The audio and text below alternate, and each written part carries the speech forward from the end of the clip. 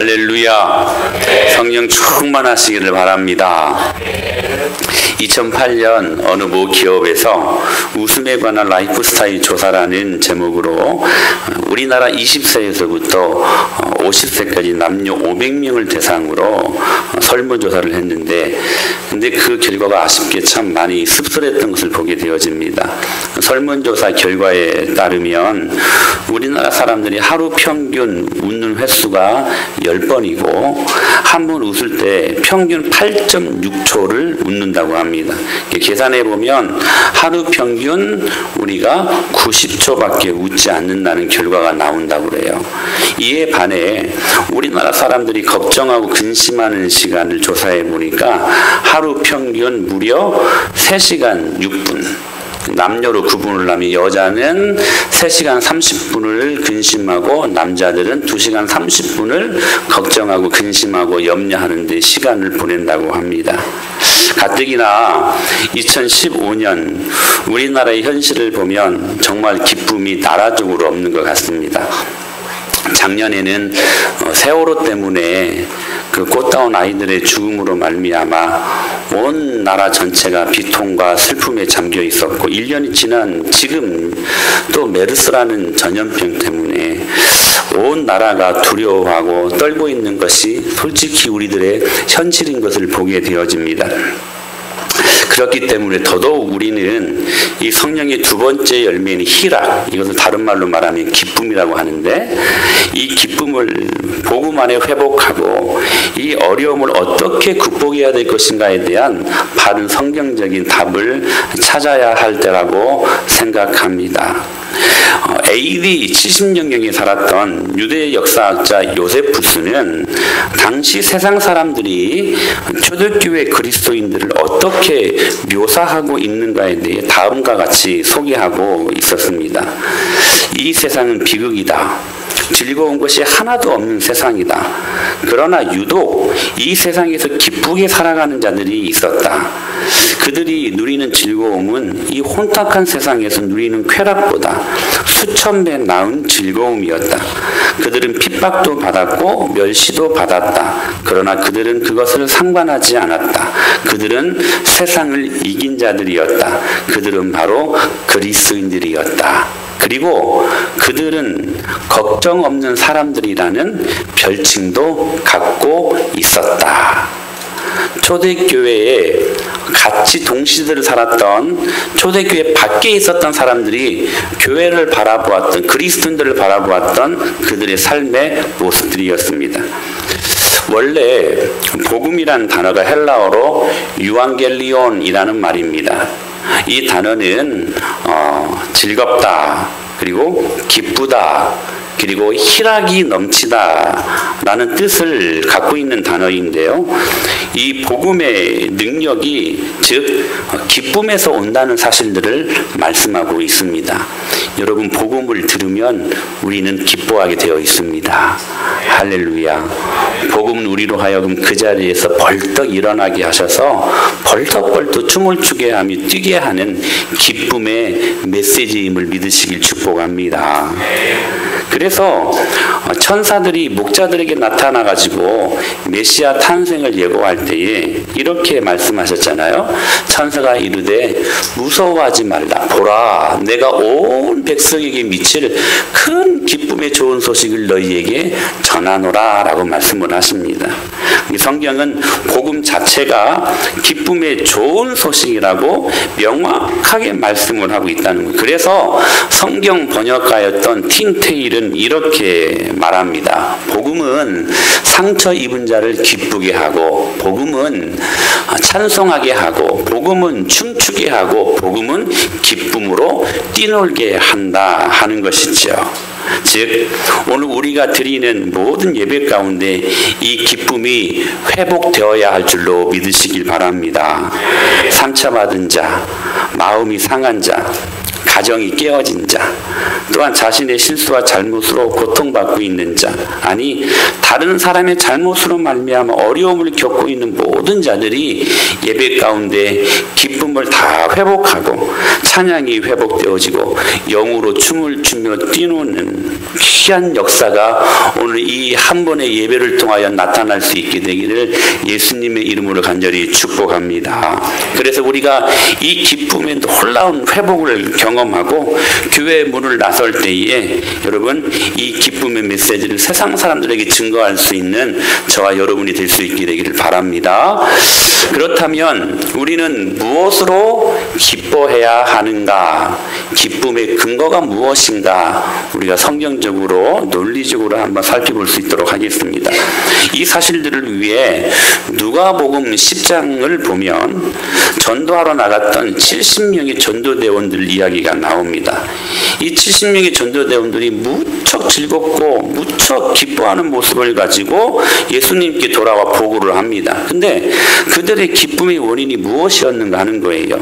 그러니까 무엇이었냐면 주님의 이름을 부를 때에 그 무지막지한 그 두려움의 대상이었던 귀신들이 항복하고 떠나가는 것을 그들이 체험하게 되었는데 그 놀라운 복음의 역사를 경험한 이 70명의 전도대원들이 기쁨을 갖추지 못한 채 그 내용을 주님께 지금 보고하는 내용이 누가복음 10장의 말씀입니다. 이때 예수님이 그들에게 뭐라고 말씀하셨냐면 이 말씀이에요. 시작. 예수께서 이르시되 사탄이 하늘로부터 번개같이 떨어지는 것을 내가 보았노라. 내가 너희에게 뱀과 정갈을 밟으며 원수의 모든 능력을 제어할 권능을 주었으니 너희를 해칠 자가 결코 없으리라. 그러니까 예수님이 그들이 전도할 때에 막 사탄이 물러가고 사탄이 번개같이 하늘에서부터 막 떨어지고 저기 무적행으로 막 나가 떨어지는 것을 예수님이 보고 계셨습니다. 내가 그거 알고 있었다는 거예요. 예수님이 알고 계셨어요. 그러면서 하시는 말씀이 내가 너희에게 뱀과 정갈을 밟으며 원수의 모든 능력을 제어할 권능을 주었으니 너희를 해칠 자가 결코 없으리라. 무슨 말이냐면 그것은 당연한 결과라는 사실이에요. 그러니까 복음이 그런 능력이 있는 것이 지극히 당연하기 때문에 그러면서 정말 중요한 말씀을 덧붙이시며 그들에게 하십니다. 이 말씀이에요. 시작. 그러나 귀신들이 너희에게 항복하는 것으로 기뻐하지 말고 너희 이름이 하늘에 기록된 것으로 기뻐하라 하시니라. 할렐루야. 기쁨의 근거에 대한 매우 중요한 말씀입니다. 그러니까 여기서 예수님은 무엇으로 기뻐하지 말라고 하는가? 보여지는 현상으로 기뻐하지 말라는 거예요. 그것은 다 가짜 기쁨이라는 것입니다. 여러분 말 그대로 현상은 보이는 것입니다. 근데 이 현상은 쉬 사라지기도 하고 없어지기도 합니다. 그러면 현상으로 기뻐했다면 여러분 현상으로 우리가 즐거워했다면 그것이 사라질 때에 우리 기쁨도 함께 사라지게 된다는 것 아니겠습니까? 그러니까 당연히 나타나는 그 능력 내가 너희들에게 복음의 능력으로 줬는데 그러나 나타나는 현상으로 즐거워하지 말고 기뻐하지 말고 무엇으로 기뻐해야 되는가? 하늘에 기록된 너희의 이름이 하늘에 기록된 것으로 기뻐하라. 즉 본질로 말미암아 기뻐하라고 말씀하고 계시는 것입니다. 그러니까 오병이어라는 현상에 급급해하며 현상에 기뻐했던 수많은 사람들 5,000명 많게는 5만 명까지 보잖아요. 근데 그 사람들이 그 기가 막힌 세상에 마술쇼도 이런 마술쇼가 없어요. 세상에 물고기 2마리 보리떡 5개로만 나눠주는데 이것을 막 5,000명 2만 명 5만 명에게 나눠주는데도 이게 끊어지지가 않고 계속 거짓말처럼 막 떡이 불어나고 물고기들이 막 불어나는 거예요. 근데 그냥 입가심으로 그냥 생생된 게 아니라 그들이 다 같이 배불리 먹었는데도 몇 바구니를 남겼어요? 12바구니를 남기지 않았습니까? 그러니까 그들이 그 기가 막힌 현상에 집중한 나머지 너무나 기뻐하며 즐거워했어요. 그런데 여러분 기억하십시오. 그들이 현상에만 집중하고 본질 대신 생명의 떡 되시고 생명의 빵 되신 예수님을 경험하지 못하였기 때문에 그들 모두가 상당수가 예수님을 십자가에 못 박는 데에 동조했던 변질된 사람들로 그렇게 존재했던 그들의 모습인 것을 우리가 발견하지 않습니까? 여러분, 어떻게 이 말씀을 적용할 수 있을까요? 교회에 사람들이 조금씩 막 늘어나고 참 그것도 큰 기쁨이죠. 이 백좌석이 다 채워질 줄로 믿습니다. 아멘들 크게 하셔야지. 백좌석이 다 채워질 줄로 믿습니다. 그 기쁨도 있죠. 근데 중요한 것은 현상일 뿐이라는 것입니다. 사업이 조금 잘 된다고, 가정이 화목하다고, 회사에서 인정받는다고 기뻐하지 말고 기쁨의 본질을 가지고 기뻐하라고 말씀하시는 거예요. 그러니까 기쁨의 본질, 즉 하늘에 내 이름이 기록된 것으로 우리가 기뻐할 수 있다면 여러분, 우리에게 나타난 현상이 좋든 싫든 나쁘든 좋든 상관없다는 거예요. 우리는 범사에 감사할 수 있고 항상 기뻐할 수 있게 된다는 사실입니다. 그래서 본질에 근거한 기쁨을 회복하라고 말씀을 하시는 거예요. 저는 이 말씀을 보면서 사도행전 3장에 기록된 구월하던 안진뱅이 이 장애인이 생각이 났어요. 그는 태어나면서부터 못 걷는 사람 아니었습니까? 이 사람이 장애인이었기 때문에 할 일이 없어서 성전 문 앞에서 구걸을 하는 거지의 삶을 살았습니다. 그가 원하는 것은 무엇이었냐면 동전 한 입이었어요. 그저 보여지는 현상, 줄인 배를 채우는 것밖에는 더 이상 소망이 없었습니다. 그가 원한 전부가 동전 한 입이었어요. 그런 그가 앉아있던 곳이 여러분 어디였습니까? 성전 안이었습니까? 성전 밖이었습니까? 성전 문 밖이었잖아요. 앞이었잖아요. 그러니까 그의 관심은 본질에 있지 않았다는 사실이 오로지 한 끼 배고픈 배를 채우는 데에 급급했던 그의 모습이었음을 우리는 발견하게 되더라는 거예요. 그러나 그를 본 베드로와 요한은 그에게 한 끼 해결할 수 있는 동전 한 입이 아닌 본질을 선물로 주었습니다. 여러분, 그 본질이 무엇이었습니까? 시작. 베드로가 이르되 은과 금은 내게 없거니와 내게 있는 이것을 내게 주노니 나사렛 예수 그리스도의 이름으로 일어나 걸으라. 할렐루야. 그에게 정말 그 인생이 살아날 수 있는 유일한 본질, 예수 그리스도의 이름과 그분의 능력으로 그를 일으켜 세워주는 놀라운 능력을 그에게 보여주고 있었다는 사실입니다. 사랑하는 여러분, 은과 금을 주면 한 끼, 아니 한 일주일, 한 달 정도는 배고픈 배를 해결할 수 있습니다. 그러나 시간이 흐르면 또 다시 배가 고파옵니다. 근본적인 해결이 아니기 때문에 그렇습니다. 그러나 본질, 즉 나사렛 예수 그리스도의 이름의 능력이 그에게 본질로 임하자 그에게 나타났던 모든 문제는 해결되었음을 믿으시길 주님의 이름으로 바랍니다. 그러자 여러분, 어떤 기적이 일어났습니까? 시작. 오른손을 잡아 일으키니 발과 발목이 곧 힘을 얻고 뛰어서서 걸으며 그들과 함께 성전으로 들어가면서 걷기도 하고 뛰기도 하며 하나님을 찬송하는 기쁨이 그 안에 시작되었다는 사실입니다. 평생 단 한 번도 누릴 수 없는 기쁨이었습니다. 어찌 한날은 좀 수입이 많으면 배를 조금 더 많이 채우고 그냥 배부른 것으로 그것도 근근히 하루하루 사는 염려하고 걱정하는 인생이었단 말입니다. 그런데 그 안에 예수 그리스도의 이름이 들어가고 그 능력이 그 안에 들어가니까 그가 평생 한 번도 누릴 수 없는 그 유일한 기쁨이 그를 걷기도 하고 그를 뛰기도 하며 하나님을 찬양하는 기쁨회로의 놀라운 축복을 경험하는 하나님의 사람이 된 줄로 믿으시길 바랍니다. 그 본질 말입니다. 그 기쁨이 우리 안에 회복되어야 한다라고 오늘 진짜 성령의 열매 희락 두 번째 열매 기쁨이라는 열매를 오늘 우리들에게 소개하고 있는 것입니다. 그런데 그 기쁨에는 다음과 같은 특징이 있습니다. 첫째로 역설적인 기쁨이라는 거예요.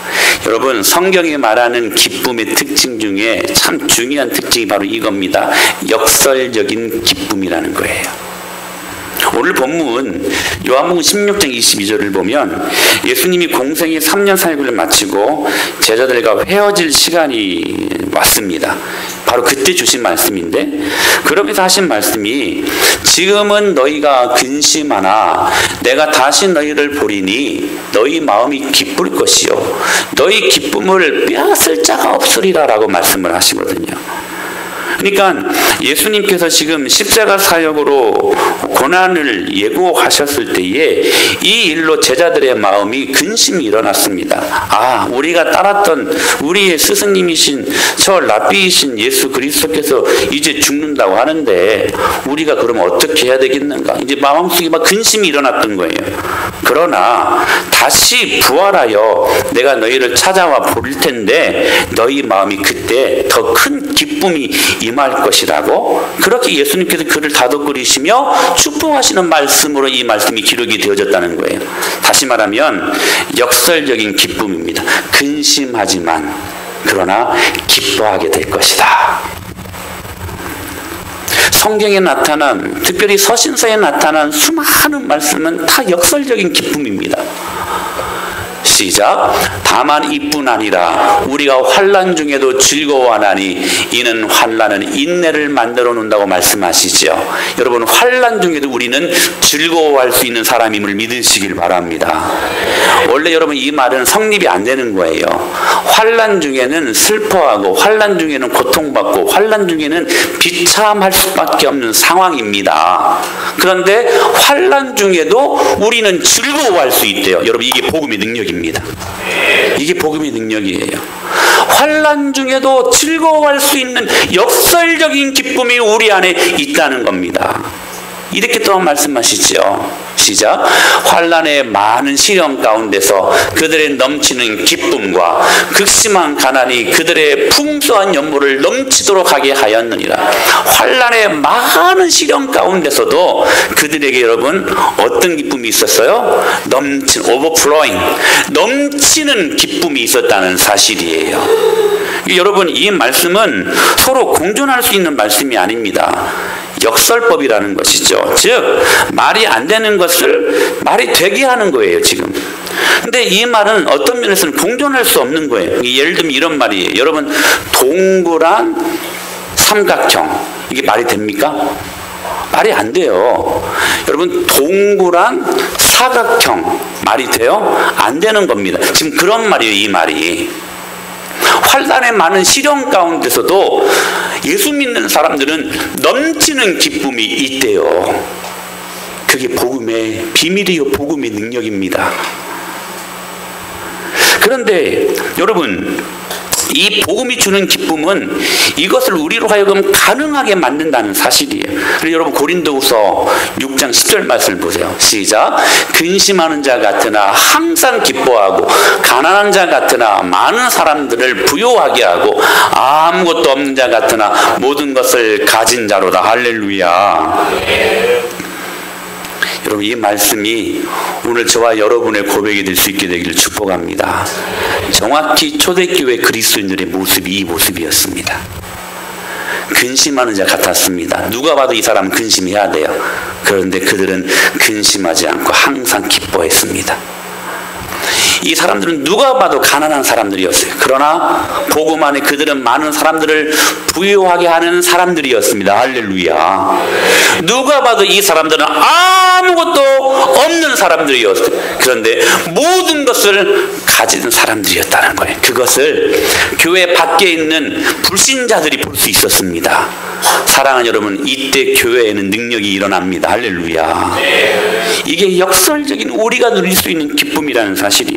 그래서 여러분, 사도 바울이 복음을 증거하다 빌립보 감옥에 잡혀 들어갔을 때에 오히려 빌립보 교인들을 위해 빌립보서를 기록하면서 이렇게 말씀하시지 않았습니까? 시작. 주 안에서 항상 기뻐하라. 내가 다시 말하노니 기뻐하라. 여러분, 순서가 바뀌어도 한참 바뀌지 않았습니까? 오히려 밖에 있는 성도들이 목사가 감옥 안에 잡혀 들어갔으면 성도들이 편지를 써가지고 목사님 조금만 참으십시오. 그리고 기뻐하십시오. 위로 받으십시오. 근데요, 바뀌었어요, 순서가.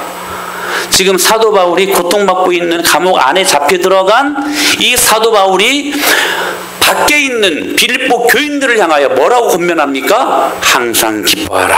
내가 다시 말하노니 기뻐하라. 할렐루야. 이것이 여러분 복음이 주는 역설적인 기쁨이라는 사실이에요.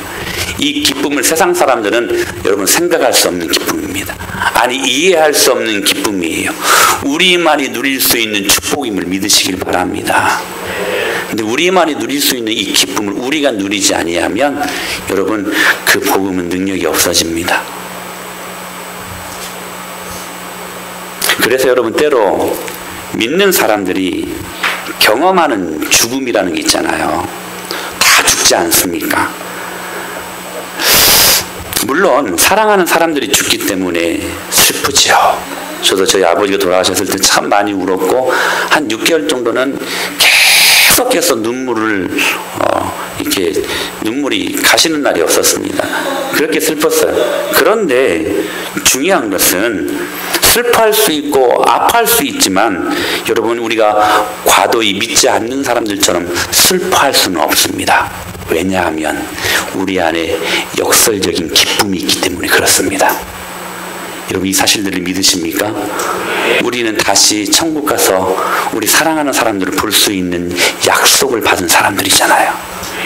할렐루야. 그래서 여러분, 죽으면 세상 사람은 다 끝이라고 생각하고, 그래서 여러분 영결식이라고 하잖아요. 영원히 이별한. 아니에요. 예수 믿는 우리들에게는 천국 가서 다시 만날 수 있는 재회의 여러분 약속이 있음을 믿으시길 바랍니다. 그래서 우리에게는 여러분 사랑하는 사람들이 죽을 때 슬퍼할 수 있고 눈물 흘릴 수 있지만 과도하게 슬퍼할 수는 없다는 사실이에요. 이것이 역설적인 기쁨입니다. 두 번째, 이 빼앗길 수 없는 기쁨이라는 특징이 우리 안에 있어요. 이 기쁨 안에는 여러분, 성령의 열매 희락은 빼앗길 수 없는 희락, 빼앗길 수 없는 기쁨이라고 말씀하세요. 우리 같이 한번 말씀 보실까요? 시작. 지금은 너희가 근심하나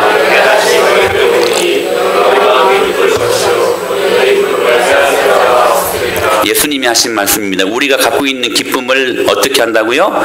빼앗을 자가 있다 없다? 없다 하는 거예요. 예수님이 하신 말씀입니다. 혹 여러분 안에 이 진짜 기쁨이 있습니까? 성령의 진짜 열매인 이 희락의 기쁨이 있습니까? 여러분, 어떤 한 수련회에서 한 청년이 은혜를 받았어요. 너무너무 기뻤어요. 여러분, 은혜를 받으면 기쁘지 않습니까?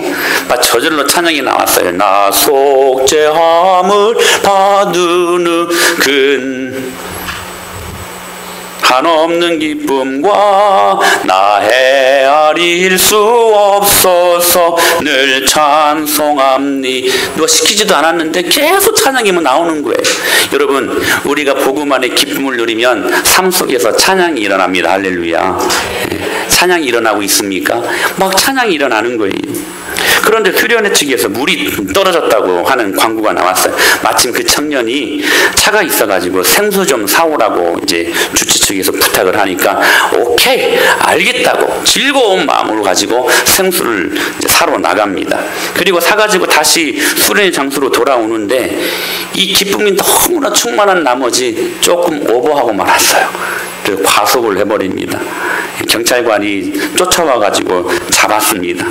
경찰이 문 내리라고, 면허증 보여달라고 그렇게 하자 보통 우리들의 반응은 이때 어떻습니까? 에이, 실컷 은혜 받고 이게 뭔가.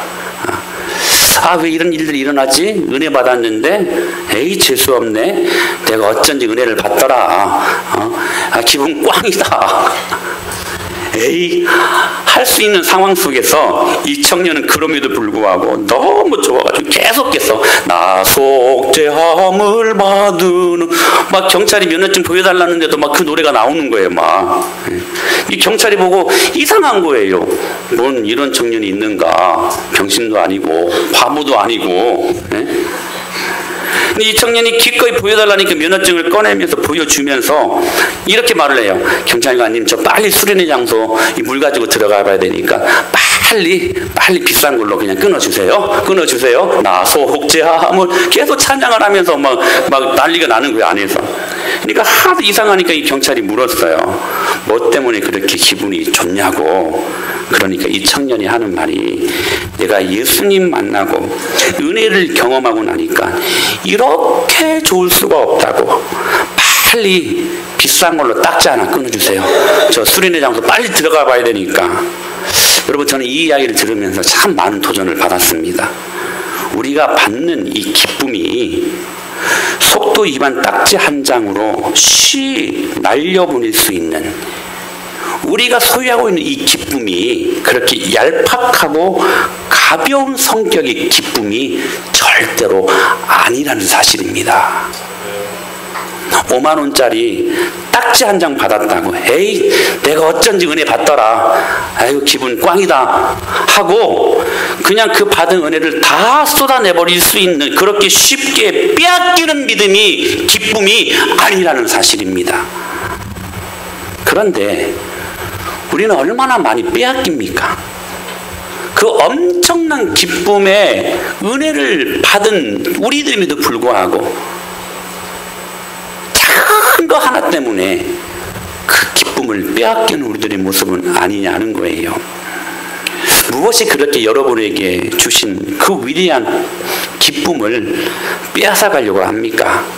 저는 이 말씀 묵상하면서 두 가지를 이렇게 주님께로부터 말씀을 받았어요. 하나는 환경 아닌가. 계속해서 환경 때문에 이 기쁨을 우리들이 빼앗기는 것은 아닌가. 사도 바울이 이런 말씀을 하시거든요. 시작. 내가 궁핍함으로 말하는 것이 아니니라. 어떠한 형편이든지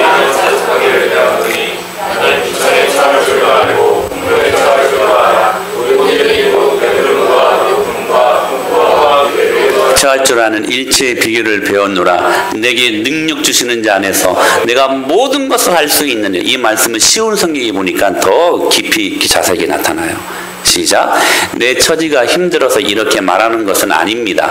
나는 내가 가진 것에 만족하고 있으며 어떤 환경에서도 감사하는 법을 배웠습니다. 줄로 알고 부요함도 누릴 줄 압니다. 배부를 때나 배고플 때나 넉넉할 때나 궁핍할 때나 어떠한 형편에 처해져서 기뻐하고 즐거워합니다. 내게 능력 주시는 그리스도를 통하여 나는 이 모든 것을 할 수 있습니다. 할렐루야. 지금 사도 바울은 모든 환경에 직접 자신이 경험했다는 사실들을 지금 이야기하고 있어요. 자, 보세요. 배부를 때 배고플 때가 있었고 부유할 때가 있었고 궁핍할 때가 있었어요. 소위 잘 나가는 때가 있었고 소위 참 밑바닥치는 인생을 살았을 때도 있었다는 것을 말합니다. 그래서 어떤 환경, 그러니까 우리가 경험할 수 있는 모든 환경을 사도 바울은 다 경험했다는 사실, 다 어우러서 다 경험했다는 그 고백을 하고 있는 거예요. 그럼에도 불구하고 나는 어떤 형편에 처해 있든지 기뻐하고 즐거워할 수 있었습니다. 왜냐하면 내게 능력 주시는 그리스도를 통하여 나는 모든 것을 할 수 있기 때문입니다. 사랑하는 여러분, 이 위대한 멋진 고백이 여러분에게 나타날 수 있게 되기를 축복합니다. 그러므로 바울이 경험한 기쁨은 환경 때문에 일어난 기쁨이 아니었다는 사실이에요. 환경과 상황이 바울이 가지고 있는 그 위대한 기쁨과 즐거움을 여러분 빼앗아갈 수 없었다라는 사실입니다. 이것이 진짜 성령의 열매 희락의 기쁨입니다. 이게 진짜예요. 즉 바울은 환경 의존적인 기쁨이 아니라 환경 초월적인 기쁨을 갖고 있었다는 사실이에요. 여러분, 이 진짜 성령의 열매, 기쁨의 열매가 여러분 안에 임하기를 축복합니다. 여러분, 환경이 바뀌면 기뻐할 것 같죠? 직장에서 나를 괴롭히는 동료와 상사들이 바뀌면 기뻐할 것 같죠? 내 통장에 물질이 좀 풍성하게 쌓이고 좀 채워지면 기뻐할 것 같죠? 아니에요. 철저히 환경 의존적인 기쁨입니다. 가짜 기쁨이라는 거예요. 그러나 성령의 진짜 기쁨의 열매는 환경 초월적인 기쁨입니다. 할렐루야. 그러므로 여러분 환경을 정복하시길 바랍니다. 예수님의 이름으로 극복하시기를 축원합니다. 여러분의 환경과 상황이 여러분에게 주어진 하나님이 허락하신 놀라운 그 기쁨의 위대한 능력을 빼앗아갈 수 없다는 사실이에요. 여러분 믿습니까? 믿습니까? 여러분 그 기쁨으로 서실 수 있는 저와 여러분 될 수 있게 되길 바랍니다. 그리고 또 한 가지, 우리는 언제 가장 많이 우리 기쁨이 빼앗겨지는가? 여러분 혹 부정적인 감정들이 일어날 때 그 기쁨이 쉬이 없어지지 않습니까? 염려할 때에 우리가 새벽 시간을 통해 이 부분들에 대해 끊임없이 말씀을 살펴보았는데, 여러분 우리가 염려하는 그 순간에 우리가 받았던 모든 은혜와 기쁨은 그냥 사라지게 되어 있습니다. 그러니까 염려하든지 기도하든지 염려하든지 기뻐하든지 둘 중 하나 해야 되는 우리들의 모습들이에요. 여러분 보십시오. 염려가 우리 안에 임하게 되면 그 염려는 그냥 염려로 끝나지 않습니다. 항상 죄에는 연속성이 있습니다. 그 염려는 무슨 죄를 낳습니까? 원망하는 죄를 낳습니다. 끊임없이 염려하고 내 삶의 생활의 염려 때문에 걱정하고 근심하면 결국 왜 내 처지는 이런가 불평할 수밖에 없어요. 원망하게 돼요. 여러분 원망하면 기쁨은 우리 안에서 여러분 사라져버립니다. 여러분 누가 원망하고 불평할 때 기쁨이 있고 웃으면서 원망하는 사람들이 있습니까? 아니에요. 절대로 원망하면 여러분 우리의 이 빼앗길 수 없는 기쁨은 쉽게 사라질 수 있다는 사실이에요. 여러분 이스라엘 백성들이 그 홍해라는 그 기가 막힌 그 기적을 경험하면서 여러분 기뻐하지 않았습니까? 온 나라의 백성들 난리가 났습니다. 전무후무한 일들이 일어났지 않았습니까? 그것도 마른 땅이었습니다. 마른 땅으로 250만 명의 그 이스라엘 백성들이 그 홍해를 마른 땅으로 육지같이 건넜단 말이에요. 오늘 이 은혜가 임하기를 축원합니다. 그런데 그 기뻐하며 그렇게 즐거워하며 하나님을 찬양했던 그들이 불과 하루 뒤에, 이틀도 아니고 불과 하루 후에 광야에 딱 가보니까 먹을 것이 없는 거예요. 그때 그 안에 염려가 일어나고 그 염려는 이윽고 원망으로 일어나지 않았습니까? 그 원망은 그리고 여러분 그들로 하여금 분노를 만들어 버립니다. 분노케 합니다. 원망이 깊어지다 보면 열받아요. 화가 나요. 짜증이 나요. 분노하게 됩니다. 그러면서 여러분 모세를 향하여 저 모세 쳐 죽여야 된다고 여러분 분노하지 않습니까? 결국 여러분 염려, 원망, 분노가 우리 안에 일어날 때에 우리 안에 있는 기쁨은 여러분 그냥 쉽게 쏟아버릴 수 있는 아주 무서운 파괴력 있는 죄의 모습이라는 사실이에요. 여러분 이 분노가 일어날 때 우리의 마음은 어떻습니까? 낙심하게 됩니다.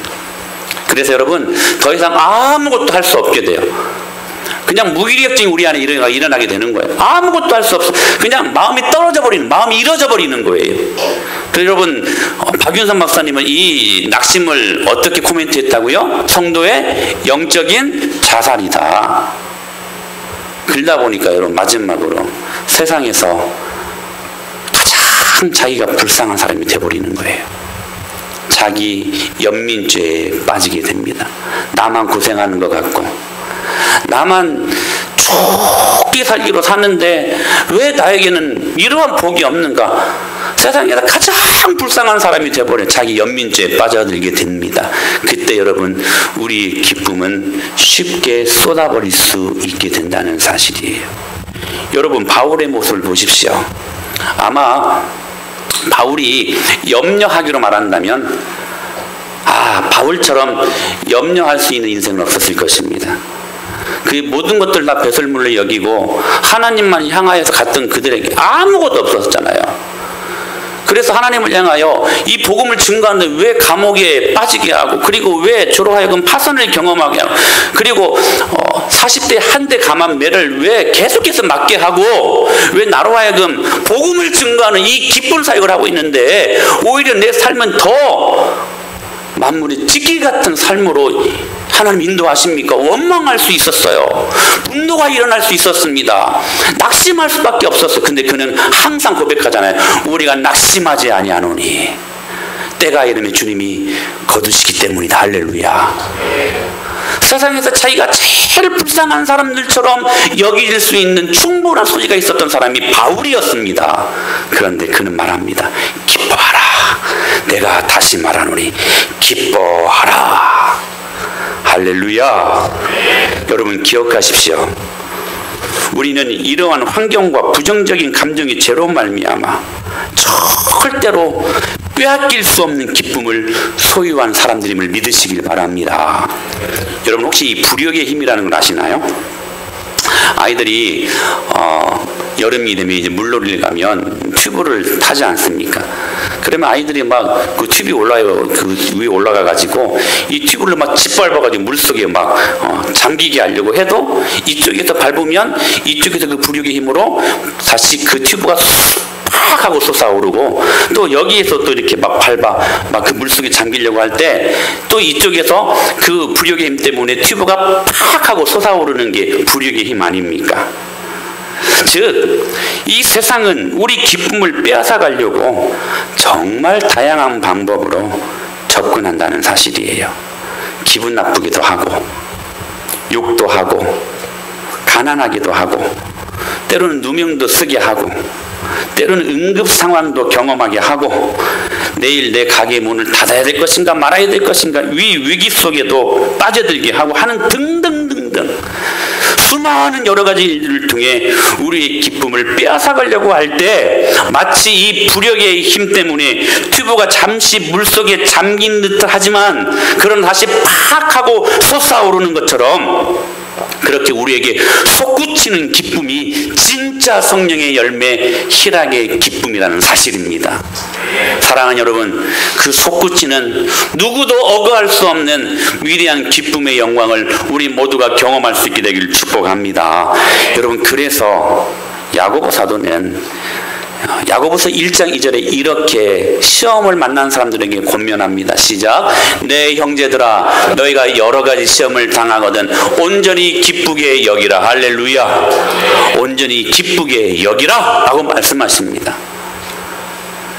저는 여러분 이 말씀대로 목회하고 싶습니다. 만약 여러분들이 목사님 저 죽겠습니다, 이 위기를 어떻게 해야 됩니까? 저 못 살겠어요, 이렇게 상담해 오면 제가 뭐라고 말해야 돼요? 성도님 기뻐하십시오. 저는 이렇게 말할 것입니다. 이게 성경적인 답이기 때문에 그렇습니다. 성도가 여러 가지 시험을 당할 때에, 이 여러 가지 시험은 우리가 당할 수 있는 모든 시험을 다 포함한 시험입니다. 자녀의 문제든, 건강의 문제든, 물질의 문제든, 사업의 문제든, 직장의 문제든, 관계의 문제든, 영적의 문제든, 선택과 진로의 문제든, 모든 문제의 시험을 당하거든 어떻게 하라? 온전히 기쁘게 여기라 라고 말씀을 하세요. 할렐루야. 여러분, 이것은 명령입니다. 순종할 뿐입니다. 기뻐하면 됩니다. 에이 목사님 기뻐한다고 제가 해야 된다고 기뻐하게 되는 겁니까? 그 믿음 없는 사람들이 하는 말이에요. 여러분, 기뻐하면, 순종하면 주님께서 이 패션, 지난번에 우리 사랑의 열매도 이야기했죠. 우리가 사랑하기 위해 그 사람을 뭐 할 필요는 없다? 좋아할 필요는 없다. 무슨 말씀이에요? 사랑하라고 명령하셨기 때문에 사랑하면 하나님께서 사랑의 이 패션, 감정을 우리 안에 주신다는 사실이에요. 마찬가지입니다. 여러분 기뻐하기로 선포하고 여러분 이 기쁨을 우리가 좇을 때에 여러분 이 기쁨의 감정이 우리 안에 선포하는 그 입술을 통하여 들어옴으로 말미암아 우리 안에 정말 기쁨이 임하게 된다는 사실이에요. 그러면서 로마서에서 이렇게 말씀을 하십니다. 시작. 생각하건대 현재의 고난은 장차 우리에게 나타날 영광과 비교할 수 없다. 저는 이 말씀을 다시 주석책을 보면서 새롭게 이 말씀을 또 깨닫게 되어지는데, 세상에 이 말씀이 이런 말씀이 있었어요. 하나님 주시는 참 귀한 은혜 같아요. 생각하건대라는 말이 원어로 보니까 계산하다라는 말이더라고요. 계산하다. 이렇게 뭐라고 말씀하시냐면, 제발 좀 계산해봐라.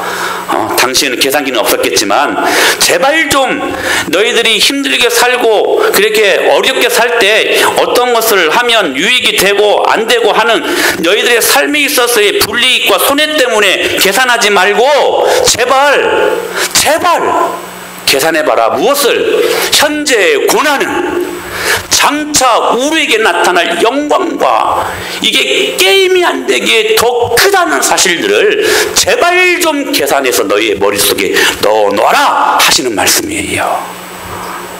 사랑하는 여러분, 우리가 지금 받는 고난이 있지만 그 고난을 주님께서 해결하시고 미래에 우리에게 부어주실 그 하나님이 주실 영광과 비교한다면 지금 당하고 있는 우리가 경험하고 있는 고난은 마치 해변가에 가면 수많은 모래들이 있지 않습니까? 그 수많은 모래들 중에 그냥 이 모래 하나 이거에 불과하지 않는다는 사실이에요. 여러분 제발 계산하실 수 있게 되기를 축복합니다. 계산하세요. 다른 거 인간적으로 계산하지 말고 제발 영적으로 이거 계산해보라는 거예요. 이거. 찬송가 작시자 파니 크로스티비가요, 찬송가 9,000곡 이상을 작시를 했다고 합니다. 이 사람이 작시한 대표적인 노래 중에 오늘 우리가 불렀던 찬양, 측량 못할 은혜로 채우시며 늘 성령에 감아주사, 늘 적혀있는데도 또 느리라고 또 다르게 찬양을 하나요? 큰 기쁨 중 주님을 찬양토록 내 믿음을 도우시네. 메마른 땅을 종일 걸어가도 나 피곤치 아니하며 저 위험한 곳 내가 이를 때면 큰 바위에 숨기시고 주 손으로 덮으시네. 이분은 이 찬양도 또 작시했어요. 예수를 나의 구주 삼고 성령과 피로써 거듭나니 이 세상에서 내 영혼이 하늘의 영광 보리로다. 여러분, 이 파니 크로스티비는 태어나자마자 생후 6주 만에 시력을 잃어버립니다. 그리고 시력을 잃은 채 한 달도 안 된 아버지가 돌아가 버리셔요. 그러니까 이 여인은 아주 푸르한 유년기를 보내게 됩니다. 평생을 못 봤어요. 그런데요, 이런 고백을 하잖아요. 하늘의 영광 보리로다. 그는 보는 것이 뭔지 몰라요. 근데 믿음 안에 여러분 이 기쁨이 회복되어지고 자기가 그 신앙으로 자신의 기쁨을 계산하고 영적으로 이 모든 것들을 해석하니까 이게 보이는 거예요. 보이는 거. 이렇게 또 고백하지 않습니까? 우리 구주의 넓은 사랑을 측량할 자 없으며 주가 주시는 참된 기쁨도 헤아릴 수 없도. 여러분, 시각장애인이 얼마나 기쁘면 기쁘겠습니까? 근데요, 이 고백은 정말 진짜 고백이었어요. 측량할 수 없는 기쁨이었어요. 측량할 수 없는 그 기쁨과 즐거움을 헤아릴 수 없어 계산해봤다는 거예요. 계산해봤다는 거예요. 여러분, 우리 기쁨은 계산해서 얻어지는 축복임을 믿으시길 바랍니다. 계산했다는 거, 측량할 수 없는 그 주님이 주시는 기쁨을 헤아릴 수가 없었던 그 믿음의 고백으로 그 하나님의 영광을 보지 못했던 그가 보았다라고 고백할 수 있었다는 사실입니다. 사랑하는 여러분, 오늘 이 은혜가 우리 가운데 임할 수 있게 되기를 축복합니다. 그는 또 이런 찬양도 작시를 했어요. 예수께로 가면 나는 기뻐요.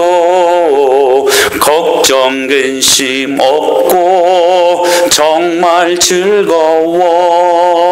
예수께로 가면 나는 기뻐. 이 정도 하면 이제 같이 노래를 불러야 되거든요. 끝까지 안 부르신 분들이 계시네. 다시 한번 나와 같은 아이, 나와 같은 아이 부르셨어요. 여러분, 기쁨은 좋은 환경 속에서 일어나는 것이 아닙니다. 영적으로 그 환경을 해석할 때 우리가 누릴 수 있는 축복입니다. 할렐루야. 여러분, 해석하십시오. 계산하십시오. 시련이 있습니까? 기뻐하십시오. 할렐루야. 기뻐할 이유가 있다는 거예요. 무지막지하게 그냥 아무것도 기뻐할 아무런 소망도 없고 이유도 없는데 기뻐하라 라고 명령하신 게 아니라는 거예요. 기뻐하라, 근거가 있고 이유가 있다는 거예요. 우리가 왜 기뻐해야 되는가?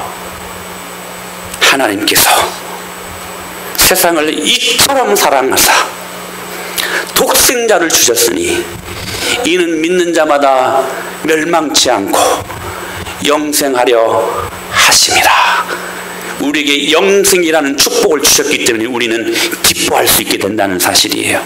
우리가 아직 죄인 되었을 때에 그리스도께서 우리를 위하여 죽으심으로 하나님께서 우리에게 된 자기의 사랑을 컨펌 확증하셨느니라 도장 찍어주셨대요. 사랑하는 여러분, 하나님께서 우리에게 주신 이 놀라운 사랑의 빚을 한번 생각해 보시라는 거예요. 계산해 보라는 거예요. 이 사랑이 어떻게 우리에게 임하게 되었는가?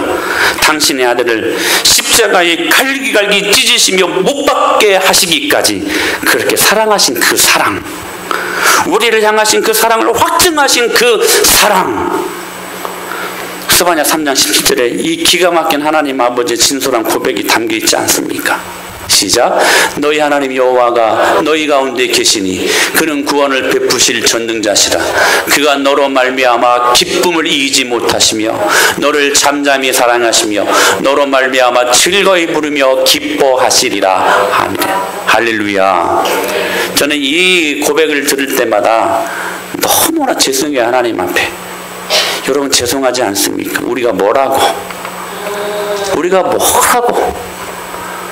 날마다 하나님 없는 사람들처럼 짐승같이 사는 우리들을 향하여서 그분이 여전히 오늘도 우리로 말미암아 기쁨을 이기지 못하신대요. 저는 여러 많은 번역본도 보지만 우리나라 한글 개정 이 번역이 가장 탁월한 번역 같아요. 그분이 우리 때문에 기쁨을 이기지 못하신대요. 우리를 잠잠히 사랑하시고 우리로 말미암아 즐거이 부르며 그분이 우리 이름을 한 사람 한 사람 불러가며 기뻐하며 즐거워하신다고 말씀하십니다. 마치 할아버지 할머니가 손주를 보면 이기지 못하는, 어떻게 주체할 수 없는 막 기쁨으로, 아니 그 사랑과는 이게 게임이 안 됩니다. 그렇게 우리를 향하여 기뻐하시고 즐거워하신다. 우리들의 모습을 한번 생각해 보십시오. 우리가 그렇게 기뻐할 만한 모습들로 살고 있습니까? 우리가 그렇게 주님의 기쁨의 대상이 되는 그러한 한 주간을, 아니 평생을 살고 있습니까? 그럼에도 불구하고 그분의 사랑은 우리로 말미암아 기뻐하신다는 것입니다. 근데 여러분, 사실 이 주님의 진솔한 고백과 사랑 하나 있으면 솔직히 여러분 그거 있으면 되지 않습니까? 저만 그런가요? 저는 그렇거든요. 저는 여러분 이 사랑만 있으면 됩니다. 할렐루야. 여러분 이 사랑만 있으면 여러분 만족할 수 있지 않습니까? 여러분 그것이 정상인 우리들의 삶이 되어야 되는데 여러분 그 무엇으로도 채울 수 없는 하나님 아버지의 사랑만 있으면 우리가 기뻐할 수 있게 될 줄로 믿으시길 바랍니다. 그래서 그 사랑의 결정체가 이기지 못하는 그 하나님 아버지 우리를 향하신 기뻐하시는 그 이기지 못하시는 그 사랑 때문에 결국 독생자를 못 박는 것으로 이기지 못하는 사랑을 우리에게 직접 보여주셨다는 사랑이에요. 이거 막 억제할 수가 없어요. 이거 막 이기지를 못하는 게 너무나 기뻐서 우리를 그렇게 기뻐하신 나머지 우리 때문에 독생자 예수님을 이기지 못하는 사랑으로 우리에게 땅땅땅 우리를 사랑하셔서 그렇게 죽게 하셨다는 사실입니다.